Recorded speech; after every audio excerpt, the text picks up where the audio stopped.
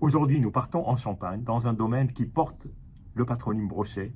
J'ai eu l'occasion ici de partager une dégustation sur le champagne Jules Brochet, du jeune vigneron Pierrick Brochet. Là, c'est encore un autre jeune vigneron qui s'appelle Gaspard Brochet, fils de vigneron. Son père, le domaine Vincent Brochet, qu'il a repris à la fin des années 2010. Et aujourd'hui est devenu le domaine Gaspard Brochet, après avoir lancé une activité en son nom. Maintenant, tout est fusionné sous le même nom. Il est aussi le neveu d'Emmanuel Brochet, qui est un des vignerons aujourd'hui les plus connus en Champagne. Je ne parle pas des grandes maisons, mais des champagnes de vignerons. C'est un des, on va dire, allez, des grands vignerons de Champagne. Et donc là, on va s'intéresser à Gaspard, qui est un jeune vigneron donc, qui a d'abord fait du graphisme avant d'étudier l'œnologie et puis de reprendre le domaine de son père qui partait à la retraite. Donc ça s'est passé dans les années 2016-2017. Et puis en 3 ans, il a remodelé son activité. Aujourd'hui, il va avec une agriculture biologique. Mais au-delà de ça, je pense, c'est toute sa philosophie autour de réaliser des champagnes authentiques, sachant que ces terroirs, c'est déjà un petit domaine. C'est pas un grand domaine, il fait 3 hectares, donc à l'échelle du Champagne, c'est minuscule, un peu plus de 3 hectares, sur 3 communes, dans la montagne de Reims. Et donc, il réalise des cuvées qui sont très différentes les unes des autres, chacune avec ses caractéristiques particulières. Et aujourd'hui, on va s'intéresser à une cuvée qui s'appelle 333D. Il y a eu B, il y a eu C, là il y a D. Alors D, c'est un assemblage de 3 millésimes avec un encépagement qui correspond peu ou prou à l'encépagement du domaine, majorité de pinot noir, avec un peu de pinot meunier et le reste en chardonnay. On a 70% de pinot noir et le reste partagé entre du chardonnay et du pinot meunier. C'est la première fois que je goûte. C'est sur le conseil d'une amie Isabelle qui m'a dit il faut absolument que tu goûtes ce champagne. Donc voilà, je vais goûter. Donc je vous présente la cuvée. Euh, assez original. Là-dessus, il y a évidemment quelques informations que je vais vous lire. Donc, on est sur 3 terroirs qui sont tous les 3 sur la montagne de Reims. Les millésimes, ce sont les millésimes 2018, 2019, 2020. On a bien 3 cépages, 3 villages, 3 années, d'où le nom 333. Et le domaine s'appelle Les Croix et qui est situé à Écueil, qui est une des 3 communes. Et ce champagne, c'est important, a été dégorgé, enfin cette bouteille a été dégorgée le 10 octobre 2023. Donc ça fait tout juste 2 ans. Je pense 2 ans après l'égorgement, c'est un bon moment pour le déguster. 5040 bouteilles en tout. Il y a du passage en cuve en inox, puis ensuite élevage dans du bois, je crois pour l'essentiel du bois neuf. Bien, maintenant, allons-y, découvrons ce que recèle cette cuvée que j'avais l'intention de pas trop attendre avant de l'ouvrir. Je ne sais pas si c'est une bonne chose, peut-être que c'est un champagne, c'est probablement un champagne de garde. Je ne le saurais pas, en tout cas sur cette bouteille-là. On va voir. Voilà, donc je vais la déboucher devant vous, comme ça vous allez participer à ce moment festif qui est toujours le, le fait d'ouvrir une bouteille de champagne. On est samedi soir, donc c'est le moment, voilà.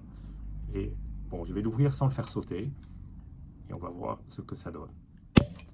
Ah bah, il a quand même sauté, avec un très joli bruit. Bien, alors j'ai choisi un vin, ne me demandez pas pourquoi, j'avais envie de goûter ce champagne. Alors Isabelle m'avait dit que c'est un champagne où on peut noter une légère réduction. Donc là, je viens juste de l'ouvrir.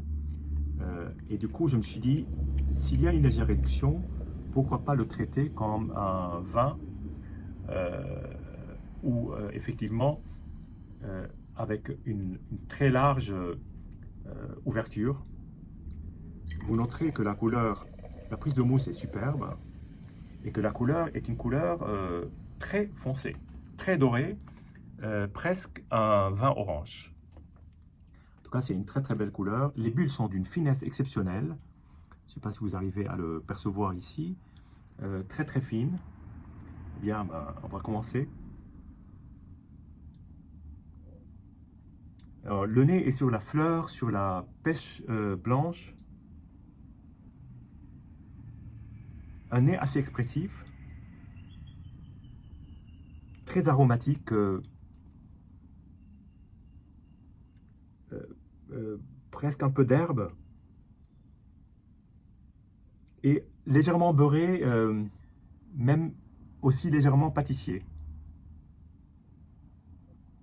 Bien, la santé.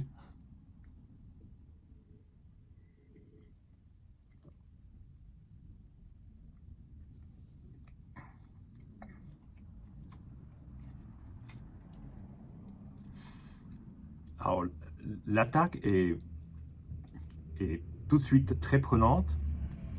Il y a une grande et belle matière. Il tapisse la bouche. Il y a effectivement, il y a une toute petite légère réduction, mais à peine perceptible. Il y a surtout pour moi beaucoup d'arômes, de fruits, parfois un peu fruits secs, parfois un peu légèrement confits, et aussi fruits frais, comme une sorte d'harmonie, de mélange entre les trois, avec une finesse et un toucher en bouche qui est d'une grande subtilité. C'est extrêmement élégant. Et ce qui me frappe aussi surtout, c'est ce côté plein. C'est-à-dire que c'est un champagne qui donne une sensation de plénitude, à la fois de gourmandise, mais qui occupe pratiquement toutes les papilles, qui les fait travailler, qui fait avec un punch, avec de l'éclat, avec du nerf.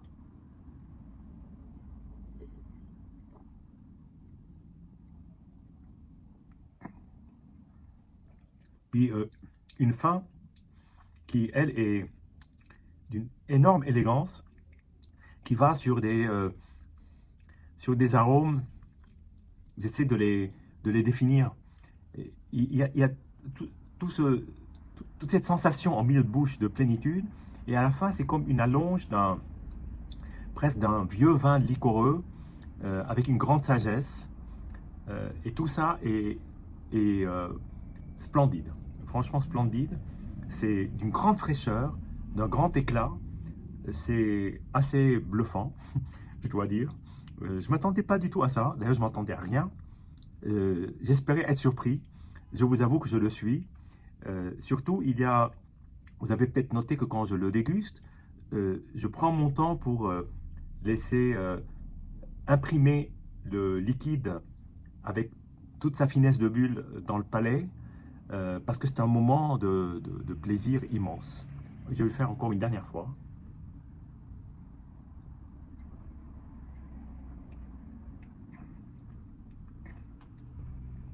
Vous savez qu'il y a un côté presque vieille liqueur qui arrive tout en fin de bouche, comme un vieux sauterne, et en même temps il y a un éclat et une fraîcheur en milieu de bouche qui est absolument impressionnante, et puis parfois une longueur qui perdure. C'est une superbe découverte. C'est très profilé, c'est très bien défini, très précis, très sec. Je ne sais pas quel est le dosage, mais il doit être minime.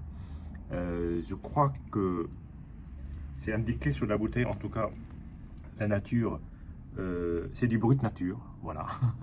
C'est bien ce qui me semblait. Je ne l'avais pas noté, mais là je m'en rends compte. En tout cas, c'est une très belle expérience gustative. Ces bouteilles-là sont très difficiles à trouver. J'aurais pu la garder pour plusieurs années, mais là j'ai voulu la partager et partager ce moment avec vous. En tout cas, je vous redis santé et à bientôt.